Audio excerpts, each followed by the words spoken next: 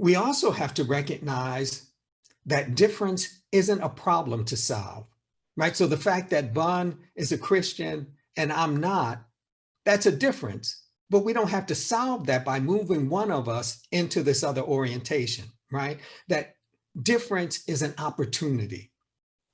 That one of our strengths is this difference, right? So we have to think differently about difference. It's not a problem to solve, it's an opportunity. We have to have clarity concerning the nature of the problem, right? What are the ways in which white supremacy has dwarfed and misshapen communities, right? Have to have a good sense of what the fundamental issue is. And once you have a sense of the fundamental issue, you're asking good questions and you have an appreciation for difference, you have a platform from which you can work. I love that. And I think I heard you were on the Rebel Without Applause podcast recently. Yeah, that was some fun. That was wonderful. And you mentioned how you can make Christianity say or do whatever you want it to say or do, right? So it could be used to support Jim Crow and also the civil rights movement, right? So that complexity. And I think it's also similar with hip hop, right? Hip hop can be, for the movement of liberation, and it can also be co-opted by capitalism. And I saw in another interview, you spoke about how hip hop can be replacing religion in people's lives. And I know for me as a fan of hip hop as well, and a hip hop head before I was into academia, when you're at a live show, right, you're surrounded by people who are feeling the same thing you're feeling. It's like being in church, right? Could you talk a little bit more maybe about that idea of hip hop replacing religion in people's lives?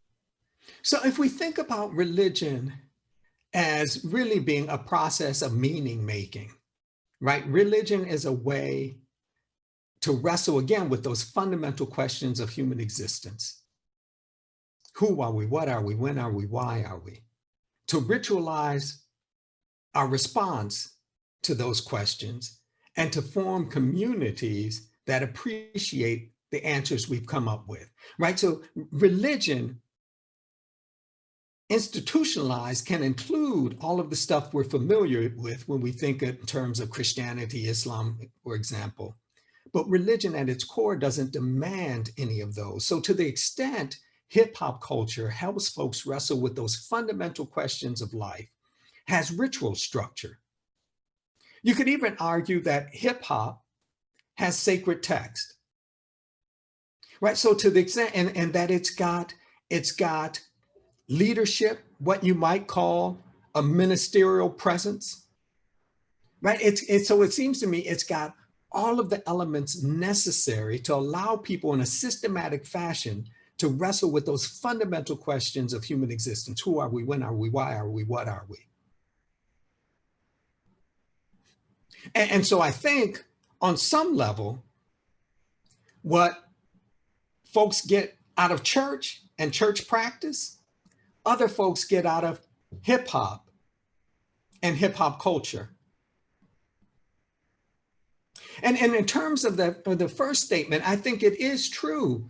And I would say that's not just Pinn talking, that is just history, that the Christian tradition and the Bible in particular can be made to support any position. Just think in terms of the Civil War. Folks on both sides of that fight appealed to religious tradition, appealed to the Christian faith and the Bible. You can interpret it to answer any question you want and land on either side, right? You can use it to support anti-Black racism. We've got plenty of examples of that, recent examples, or you can use it to combat anti-Black racism. Again, countless examples of that. We must rise to the majestic heights of meeting physical force with soul force.